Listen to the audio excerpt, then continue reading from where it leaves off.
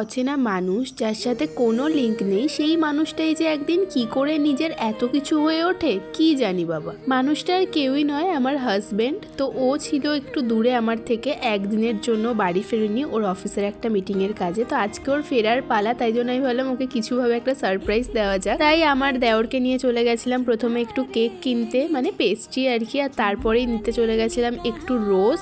আর ওকে ছেড়ে থাকাটা যে কতটা ডিফিকাল্ট এই দুদিনে তো আমি ভালো মতোই বুঝে গেছি। না ইচ্ছা করছে কোনো কাজ করতে, না ইচ্ছা করছে খেতে, না ইচ্ছা করছে ঘুমোতে, শুধু বাড়ির এক কোনায় চুপচাপ পড়ে রয়েছি। বাট ওর আসার দিনটায় এতটাই আনন্দ লাগছিল, সকাল থেকেই একটা আলাদাই আনন্দ লাগছিল। তাই কেনাকাটি শেষ করে ঘরে এসে ওর ফেভারিট মাংস রান্না করছিলাম। আর আমি তো সারপ্রাইজ সেরকম ভাবে একটা দিতে পারি না, বাট ওর থেকেই যেটুকুনি শেখা আর কি। তাই ও আসার আগে আমি বিছানায় এমনিভাবে সাজিয়ে রেখেছিলাম আর একটা নোটও লিখেছিলাম। ও তো পেয়ে খুবই খুশি হয়েছে। তো আজকে ভিডিওটা এখানেই, টাটা।